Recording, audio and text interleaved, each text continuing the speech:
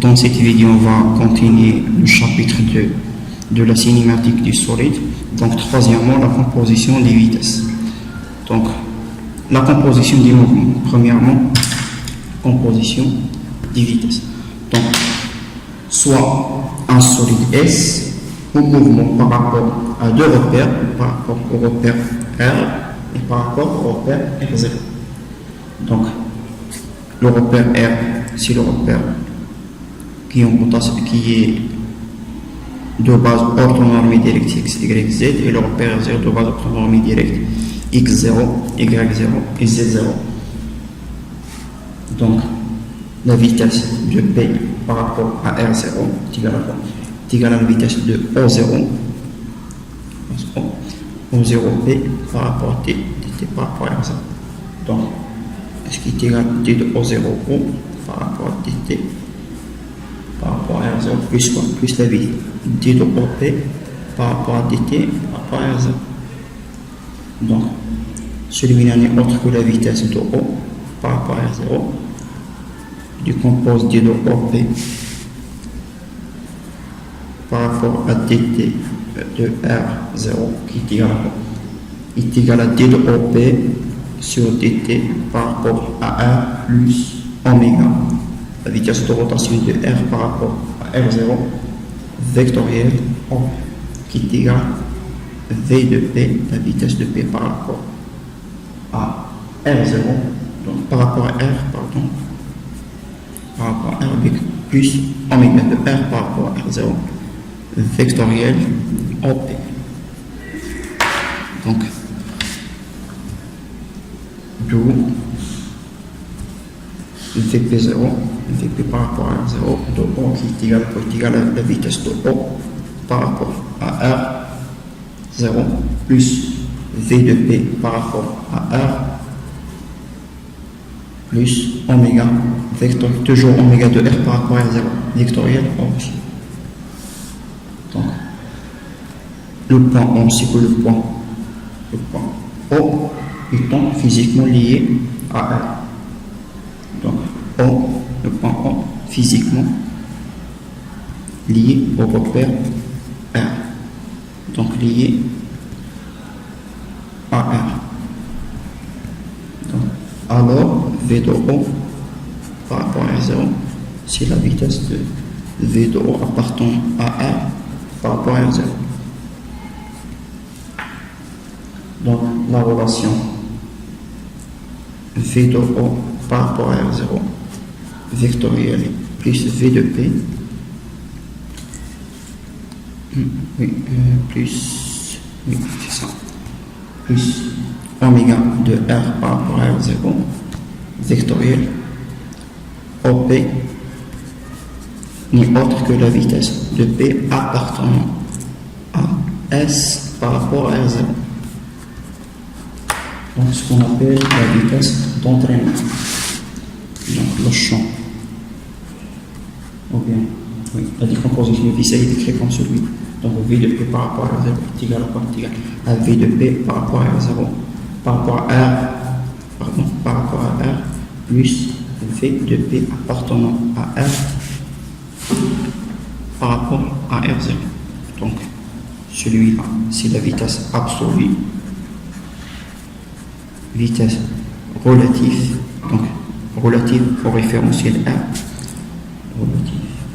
relative, celui-là, vitesse d'entraînement.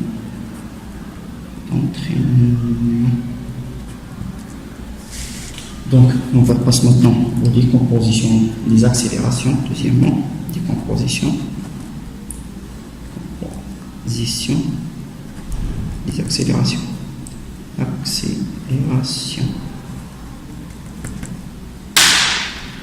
Donc, on a démontré tout à l'heure que V de P par rapport à R0 est égal à V de P par rapport à R plus V de O par rapport à R0 plus oméga vectoriel OP. Toujours la vitesse de rotation de R par rapport à R0. Donc, en dérivation faisant de chaque terme, on trouve que d de V P par rapport à R0 sur dt R0 qui est égal dv de p par rapport à r sur dt par rapport à r0 plus quoi? Plus la dérivée de la vitesse O par rapport à r0 sur dt par rapport à r0 plus d de oméga de r par rapport à r0 sur dt de r vectoriel OP plus oméga vectoriel la dérivée de OP par rapport à dt de la base R0. R0. Donc, je mets terme 1, terme 2, terme 3, terme 4, terme 5. Donc, le terme 1 n'est autre que la dérivée de vitesse du point O par rapport, ou bien dans le repère R0. Donc, c'est l'accélération de P par rapport à R0. Donc, le deuxième terme n'est pas un très plat directement, donc il faut appliquer la dérivation composée entre le repère R0 et R. Donc, la deuxième terme, d de V par rapport à R0, par rapport à R, pardon, sur dt, donc la base R, donc le référentiel R0. Donc, qui est égal à quoi? Est égal à d de V. J'introduire la dérivation composée entre R0 et R, donc V de P par rapport à R sur dt par rapport à R plus oméga de R par rapport à R0 vectoriel O, vectoriel de la vitesse Vp par rapport à R. Donc, qui est égal à quoi? Est égal à l'accélération de P par rapport à R plus oméga vectoriel V de P par rapport à R. Donc, j'ai mis ça à côté. Donc, troisième terme, celui-là, troisième terme, n'est autre que l'accélération O par rapport à R0. Donc, le quatrième terme, ce terme reste inchangé, car on ne connaît pas la vitesse de rotation. C'est pour ça qu'on peut le calculer ici, dans un exercice par exemple, si on connaît la vitesse de rotation oméga, on peut le calculer. Donc maintenant, le quatrième terme reste inchangé. Donc le cinquième terme, je calcule dOP sur dt par rapport à 0 oméga. Donc qui est égal à quoi? Est égal à oméga vectoriel, je ouvre la parenthèse, donc dOP sur dt par rapport à R plus la vitesse de rotation de R par rapport toujours à R0 vectoriel OP. Donc est égal à quoi? Est égal à oméga vectoriel la vitesse de P par rapport à R plus oméga vectoriel OP, toujours oméga de R par rapport à R0. Donc, ce qui donne la loi de décomposition des accélérations, ce qui donne la relation suivante. Donc, P par rapport à R0 qui est égal à l'accélération de P par rapport à R plus oméga vectoriel V de P par rapport à R plus l'accélération de O par rapport à R0 plus la dérivée de la vitesse de rotation par rapport au téton la référentiel R0 vectoriel OP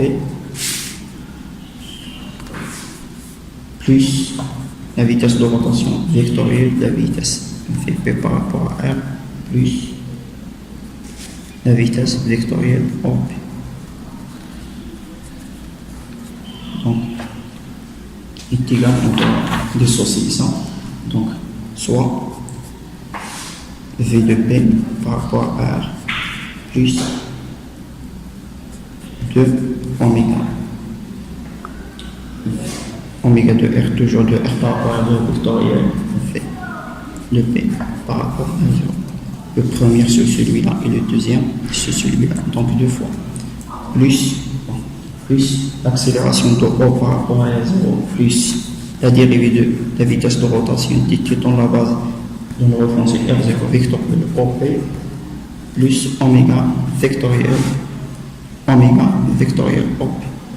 Donc, c'est ça le terme. Donc, ceci, premier terme, deuxième terme, celui-là, c'est le troisième terme. Donc, c'est égal à donc, V de P par rapport à R0 est égal premier terme plus deuxième terme plus troisième terme. Donc, premier terme, c'est l'accélération relative.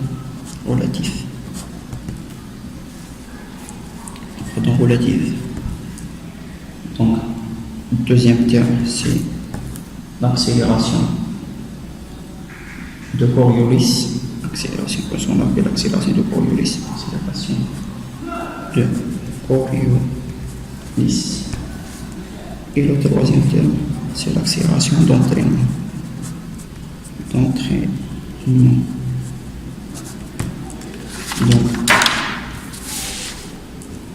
une remarque très importante, donc,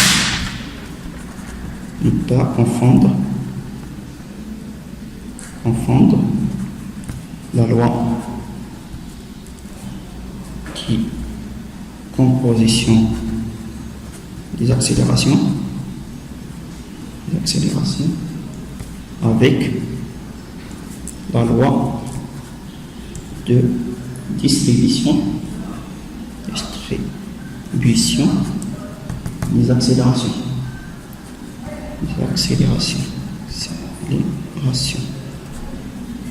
Ou bien ce qu'on appelle formule de Reval.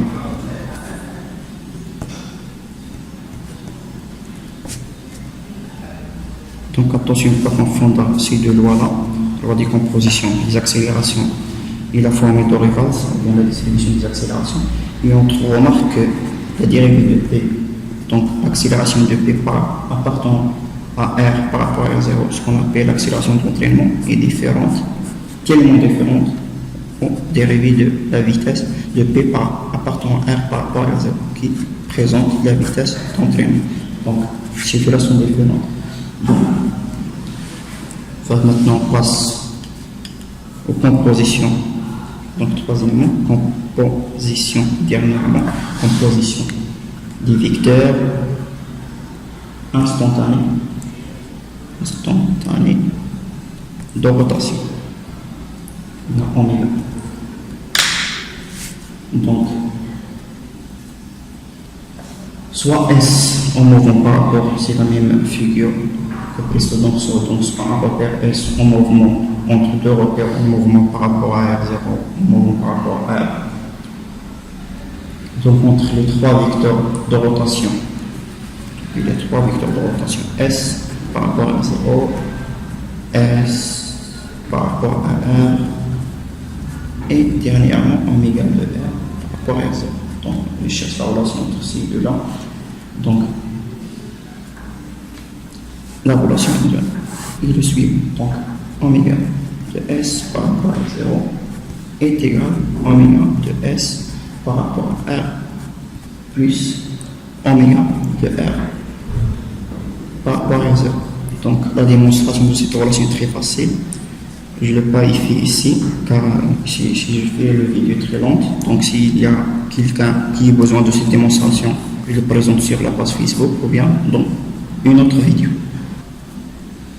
Donc il y a entre relation oméga de R par rapport à R0 est égal à moins oméga de R0 par rapport à R. Donc j'ai terminé cette relation. La prochaine vidéo sera sur la composition des torsions cinématiques et le paramétrage d'un solide et leurs angles de l'œil. Donc